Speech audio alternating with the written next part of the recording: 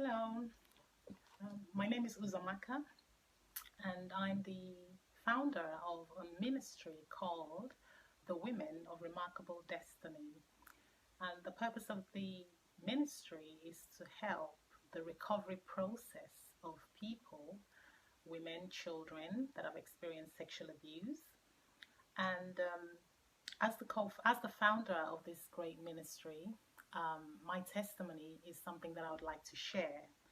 I was sexually abused as a child, and I understand the pain, the effects of how sexual abuse can actually affect the life of an individual.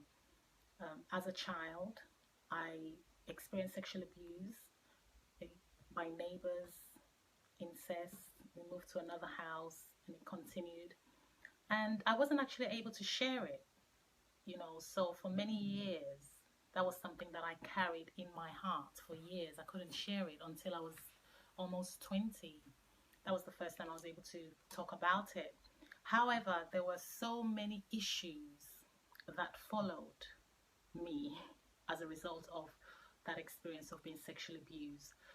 Um, when I was designing the program to help the recovery process, I made a list of all the issues that I encountered, and I was so amazed to actually realize that there were over 80 issues. I was really honest with myself. So this ministry, I'm going to be teaching about how to overcome a lot of the issues that I encountered.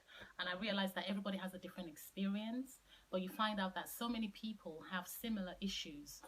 So there were over 80 issues. I was really honest, I was open, and I wrote them down. And the teaching series that I will be embarking on is called Overcoming the Effects of Sexual Abuse. I'll be using the A to Z principle in the sense that, for example, A is for anger, A is for addictions, A is for anxiety, B is for bitterness, B is for brokenness, C is for confusion. So I'm going to be going through a step-by-step process of all the issues that I encountered. Um, so growing up, um, being sexually abused, not being able to talk about it, I had a lot of issues. And then one of the key major thing that I had to battle with for years, one was anger. I was really angry. I noticed that as a child, after those abuse had occurred, because you have to realize that anger is an emotion. If you're not able to, when something happens to you, negatively, you become angry. And if you don't know how to manage that anger, it comes out in different ways and formats. And I noticed that over the years, I had this anger that was suppressed, because one of the abusers told me, don't tell anyone. So that made me introverted. That made me not be able to express my feelings over the years as I grew up. And unfortunately, that became like a soft, subtle anger. The only way that I could describe it is, when you've got like a volcanic eruption, but before that volcano erupts, something has been swelling and going on. So for years, I had this suppressed anger that I wasn't able to express. And I remembered in my primary school days, I got into a bit of fights, because when I was seeking the Lord, trying to find out, what is the root cause of this subtle anger, this suppressed anger, you know, um, I was taken back to my primary school days, and I realized it was round about that period after those sexual abuse had occurred and so on and so forth. It changed my behavior. I was a changed child. My character changed. But unfortunately, my parents couldn't recognize what was happening. But I realized that I got into some fights at school. And I realized even one parent, they came to the house to say, look, I was made a school prefect at that time. And, as a school prefect, you're supposed to manage the class and everyone be silent. And I remember taking up this particular angry thing that I had. and the parents came to the house and said, oh, this is what your daughter did, etc., etc. But for years, I didn't realize that the effects of that sexual abuse affected me that way. Because as a child, when something happens and you're not able to express it or talk about it, it comes out in different forms and different ways. And that one came out in anger. And that was one thing that I really battled with. I wasn't an angry person. I've got a very quiet nature, if you put it that way. However, there was this internal boiling of like a volcanic thing always in me when people did things, and there was like a trigger. I experienced like a trigger. I never really expressed it, but there were a few times that it could have come out in a much more negative approach. And so when you look at the word anger, A-N-G-E-R, it's a negative emotion. You're angry because you were sexually abused. You're angry somebody violated you. You're angry because somebody took advantage of you. And you have to understand that being angry is a good thing, but it's how to manage it. Because when something goes wrong, the way God created us as humans, that you get angry, but you get over it. So my first teaching series will really be a lot about managing the anger. So I went through so much heartache, so much pain, so much confusion. I dealt with issues in my heart, in my mind, in my spirit. I went in during my teenage life. I remember taking overdose because I couldn't share it with anyone. The pain, the trauma, I just couldn't share it. I wanted to take my life, but I look back and I'm so grateful to God that those pills did not work. I went through years of depression. I went through a certain particular time in my life that I used to cry almost every day for months. I was really depressed. I was down, and I'm a Christian, and I was a Christian then. During that period of going through depression, I was depressed. I was just down. I was discouraged. I couldn't talk to anyone. I was looking for answers, for solutions, for healing. And it's taken years. It's taken over 3 decades, 30 years, over 30 years. So it's been a long journey.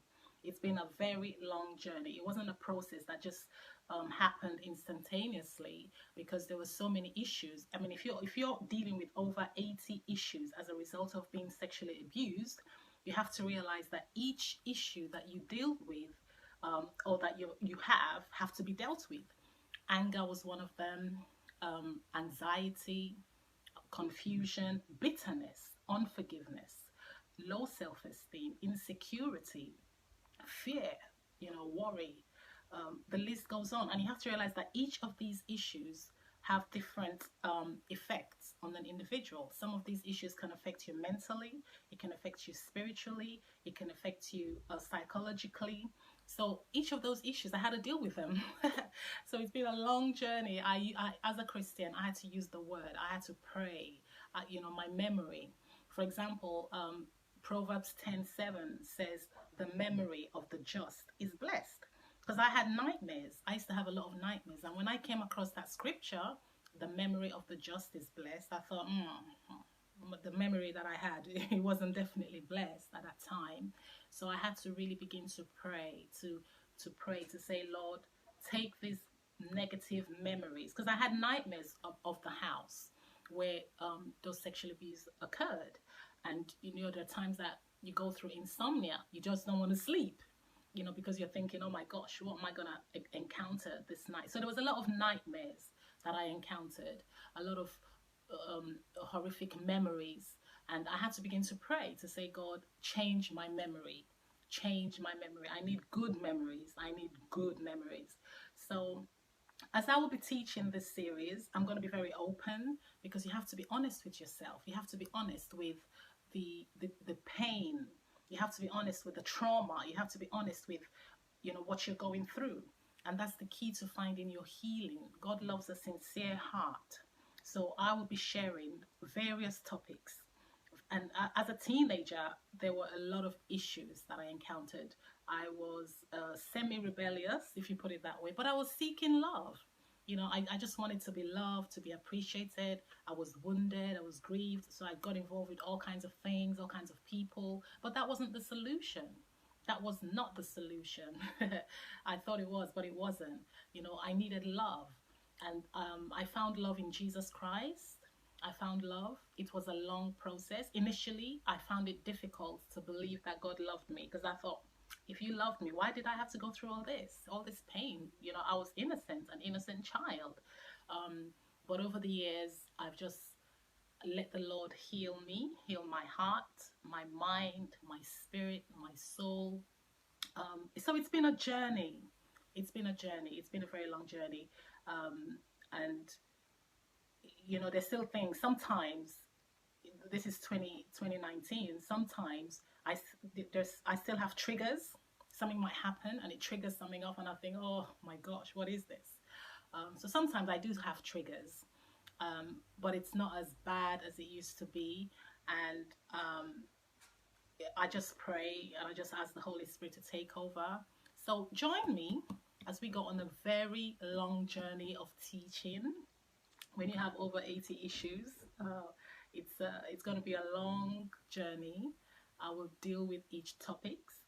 And if you look at my Instagram page, the word O3, I've got lists of issues that people encountered. Oh, it's so much. You can also follow me at Twitter, the word O3. The website is www.thewordoutreach.com.